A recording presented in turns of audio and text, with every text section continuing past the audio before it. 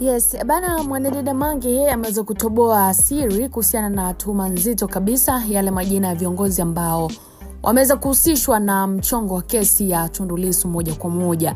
Sasa tufahamu pengine majina hayo ni ya kina nani, ambako huu ni mjadala mkubwa ambao tunauona umeibuka katika mitandao ya kijamii ikiwa ni katika duru za kisiasa nchini mara tu baada ya kuibuka kwa madai mapya ambayo yanamhusisha msaidizi wa mwanasiasa maarufu George Bagem na taarifa ambazo zinadaiwa kutumika katika uchunguzi wa kisiasa ambao uligusa maandamano pamoja na kesi ya uhaini ambayo inamkabili moja kwa moja mwenyekiti Tundu Antipas Lissu.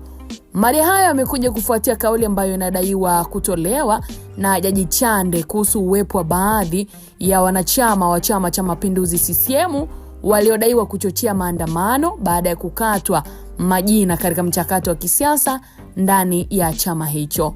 Kwa mujibu wa taarifa ambazo zinasambazwa na baadhi ya wanaharakati na wafuasi wa upinzani, inadaiwa kuwa taarifa hizo zilifikishwa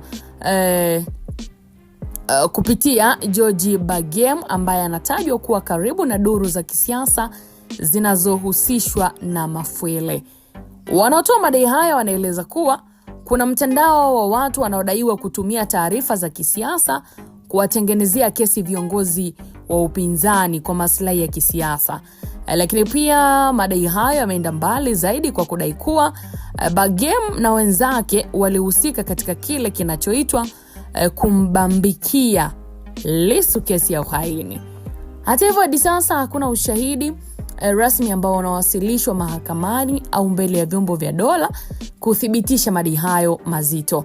Lakini kwa upande mwingine, viongozi wa serikali na vyombo vya usalama wao wamekuwa wakisitiza kuwa kesi zote zinazofikishwa mahakamani hufuata misingi ya sheria na ushahidi, huku wakikanusha mara kwa mara madai ya uwepo wa njama za kisiasa dhidi ya viongozi wa upinzani.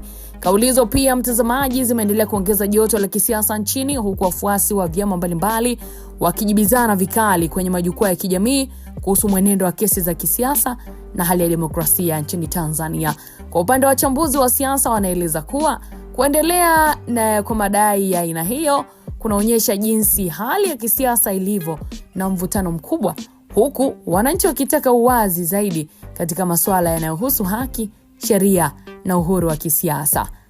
Bana, kwa sasa macho ya wengi yanaendelea kuelekezwa katika mwenendo wa kesi ambazo zinawahusu viongozi wa kisiasa pamoja na namna taasisi za sheria zitakavyoweza kushughulikia tuhuma na madai ambayo yanaendelea kutikisa mijadala ya kisiasa nchini. Je, katika taarifa ambayo tumeweza kuwasilisha mtazamaji, unaamini kuna watu pengine wanahusika nyuma ya pazia katika kubambikiza watu hizi kesi, ama ni kesi ambazo kama ambavyo jeshi la polisi limezungumza kwamba zinafikishwa mahakamani kwa kufuata sheria? Mambo yamekaa vipi kwa upande wako? Basi moja kwa moja maoni nitangazia kwa wakati mwingine. Ona wakati mwema, usiache kusubscribe, kushare, kulike, lakini pia usiache kucomment. Bye bye.